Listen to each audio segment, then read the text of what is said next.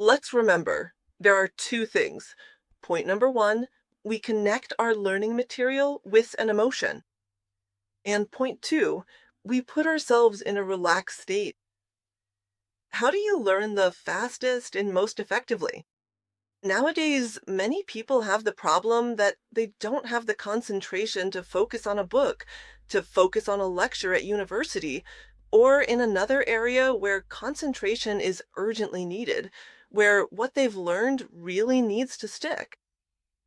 In our field, we've spent many years working on how to make learning faster, how to make learning more solid, and what it takes to retain what you've learned for a long time. And there are two factors that are the most important for learning and anchoring what you've learned in the brain.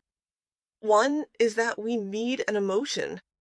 In order for us to learn, what we've learned needs to have some kind of emotional meaning, or at least some kind of meaning at all. And of course, the brain has things that are emotionally significant. Our loved ones who are close to us, meaning friends, relatives, partners, who represent a very strong emotional factor for us. That's why we've also developed a method where we involve the partner, spouse, or family. Because that way, whatever it is we're supposed to learn, whether it's something cognitive like a language or we're learning a subject, something for university, things that are written in a book, memorizing a lecture, it's simply easier to learn when we have someone with us who means something to us emotionally. That is, a person. We might also know this situation from our youth.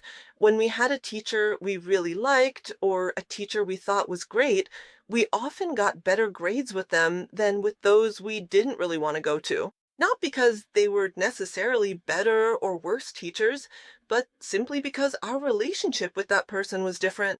And that's why emotion is the first factor in why we can learn better and faster.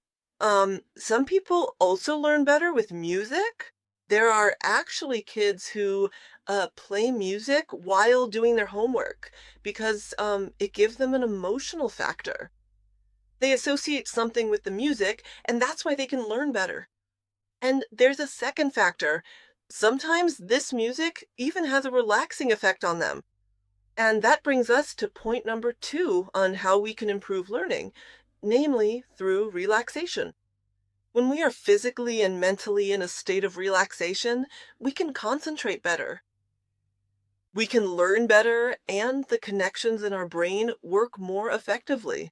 We immediately included, of course, the sensory organs and relaxation as well, so that we enter a meditative state of movement in order to learn better. You can also do this by walking around the room, putting on some music, and then playing the book or the lecture along with it.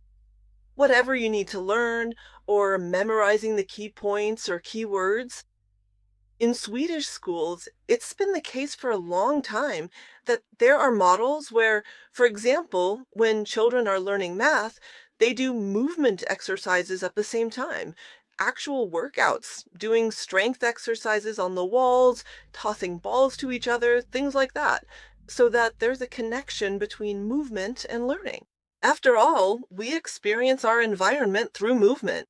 Everything we experience happens in a 3D environment where we move and everything else also moves in some way. And even some university professors have already done some fantastic experiments with their students and found that learning is much, much easier and happens faster this way. So let's remember there are two things. Point number one, we connect what we're learning with an emotion. And point two, we get into a relaxed state. You can use these two tips to learn better, to remember things more easily, and maybe later in life, during rehabilitation, to recover things more quickly and perhaps retain them longer. When you practice these movements, you're also training your cognitive memory at the same time. And that was the whole point and purpose of our work in Neurotango, that we wanted to develop a form, a method where people can learn faster. So they can learn to walk faster, learn movements, and learn language more quickly. For example, with stroke patients who have lost their ability to speak, so that they can relearn their language skills more quickly. And it really does work with this combination of motor skills, emotion, and learning material. And it doesn't matter whether it's learning motor skills or cognitive skills. For our brain, all of this is learning material, new programs, new patterns to learn, and those are the best tips. How do I learn? If you'd like additional helpful tips and expert advice, and want to know much more about the fundamental scientific principles and psychological basics, and how you can effectively use body language to positively transform your daily interactions, I'd be really happy if you would consider subscribing to my YouTube channel, Tango Therapy.